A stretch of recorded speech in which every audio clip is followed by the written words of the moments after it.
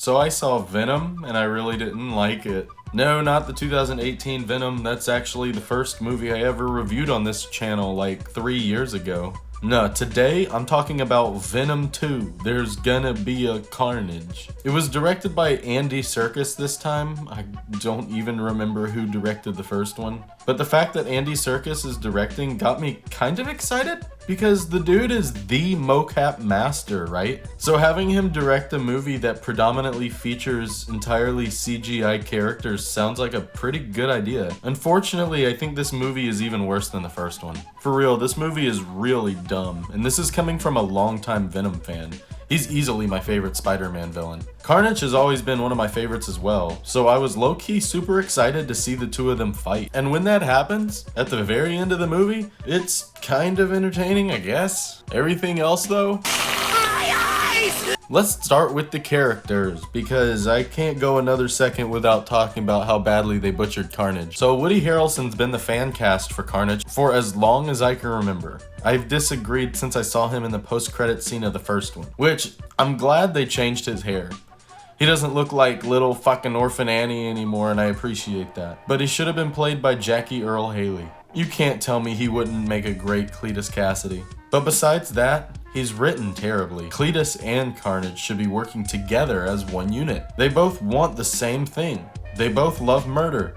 So that bond should create something horrific. How clever would it be if, in contrast to Venom saying, "We are Venom," you have Carnage saying, "I am Carnage"? This would be a very subtle yet clever way of contrasting these two characters. Unfortunately, the movie is completely devoid of any clever writing or basic understanding of Carnage's character. So fucking whatever. Cletus and Carnage don't even get along. It's all fucking wrong. The CGI and design of Carnage is pretty shit too.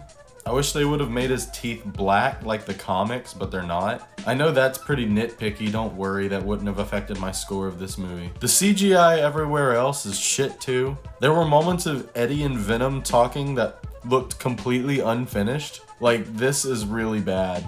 I remember one action scene in the first movie being pretty entertaining. I just saw this one and I don't remember any of the action. I certainly wasn't entertained. There's a point in the movie where Carnage spins around angrily like he's a tornado. It's like he's the Tasmanian devil or some shit. The pacing is terrible. The whole movie is 90 minutes, including credits. Every scene feels rushed as fuck, and every 30 seconds they throw in another joke. Some of it's kinda funny, I guess. I think I chuckled a time or two, but it was mostly unfunny and boring and really cringy. I couldn't understand a word Venom says half the time. There was a point in the movie where Eddie asks Venom a question, and it sounds like Venom goes, and I heard some dude in the corner of the theater go, and I was like, what the fuck did he say? Spoilers for the end credits. If you don't want it spoiled, skip here, but really, who fucking cares? This movie sucks. Let's talk about the post-credit scene. Venom's chilling and the world seemingly changes out of nowhere, and then Spider-Man appears on the TV. So Venom decides he's gonna lick the TV because Spider-Man's there. Why? I don't fucking know. My theory is that Venom's gonna show up in the post-credit scene of Spider-Man No Way Home. That's my guess. I'm calling it now. If this is the only explanation that we get for why Venom wants to kill Spider-Man, I'm gonna be pissed. I don't know what else to say about Venom. It's time for a Carnage. It's very poopy, and I hope one day I see my favorite Marvel villain done well on the big screen. 3 out of 10. Bye-bye.